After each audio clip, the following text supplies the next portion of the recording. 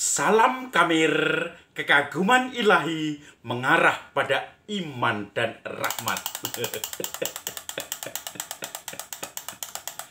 Saudara-saudari yang terkasih, suatu saat saya mengunjungi keluarga dan anak kecil yang ada di rumah itu langsung menyambut saya, minta untuk mainan. Dan saya bergabung dengan dia dengan segala mainan anak-anak semuanya. Maka dia dengan pede, tanpa malu-malu, tidak merasa bahwa ini memalukan. Dia memakai aksesoris semua, dia menunjukkan mainannya semuanya. Dan saya pun merasakan masuk dalam dunia anak-anak. Berkali-kali saya mencoba untuk menikmati mainan anak-anak itu. Dan ternyata mengasihkan ya. Dan anak itu konsentrasi, dia lupa makan, dia lupa perhatian pada orang-orang yang di sekitarnya. Dia fokus kepada mainannya. Dia juga fokus kepada saya yang menemaninya. Seakan-akan dunia milik kami berdua.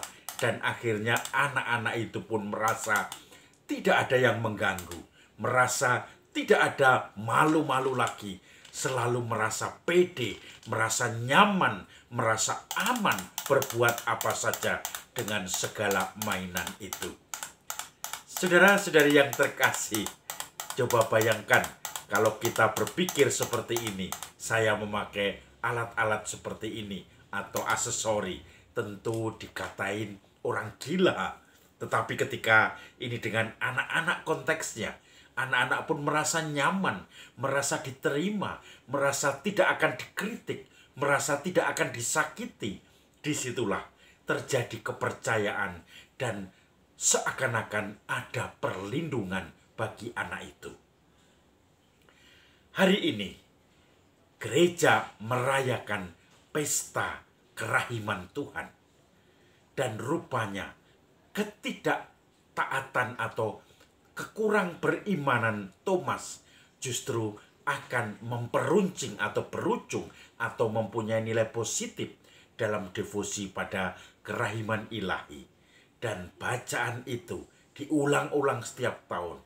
Bagaimana Thomas yang tidak percaya akhirnya dia merasakan bahwa mencucukkan jarinya di bekas luka paku Yesus, mencucukkan tangannya di lambung Yesus.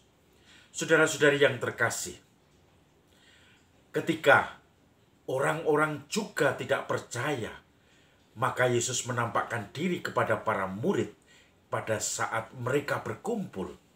Dan di situ dia memberikan damai sejahtera bagimu. Tetapi waktu itu Thomas yang disebut Didimus tidak hadir. Maka dia tidak percaya kalau aku belum mencucukkan jariku di bekas luka paku Yesus dan juga tanganku di bekas luka lambungnya, maka aku tidak akan percaya. Dan ternyata begitu ditunjukkan, Thomas terus mengatakan, "Ya Tuhanku dan Allahku." Percaya, merasa diberkati, merasa kerahiman Yesus, yaitu luka di lambung, luka di tangan, yang kemudian mengucurkan darah dan air ketika ditusuk dengan tombak lambungnya. Akhirnya itu menjadi sumber devosi kerahiman ilahi, menjadi sumber sakramen-sakramen. Karena apa?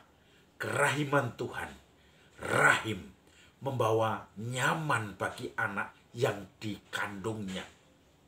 Ketika kita sudah percaya, beriman kepada Tuhan, kita dikandung oleh Tuhan di dalam kerahimannya, kita percaya pada Tuhan. Tidak ada lagi kecurigaan, merasa tidak nyaman. Semuanya kita percaya. Kita bisa berharap semuanya itu selalu dilindungi di dalam kerahiman Tuhan, direngkuh di dalam kenyamanan bersama Tuhan yang akan menerima kita apa adanya sebagai anak-anak tanpa dibuat-buat. Seperti anak tadi yang selalu merasa nyaman bertindak apapun dengan aksesori apapun, selalu merasa nyaman karena merasa dilindungi, diproteksi, dan akhirnya merasakan Tuhan yang diandalkan. Maka saudara-saudari yang terkasih, dalam pesta kerahiman Tuhan ini, mari kita mencoba mengandalkan Tuhan sebagai satu-satunya pelindung kita, satu-satunya penyokong kita, dan kita selalu menunjukkan kesetiaan dan kepercayaan keimanan kita akan perlindungan dan kasih Tuhan. Salam Kamir, kekaguman ilahi mengarah pada iman dan rahmat.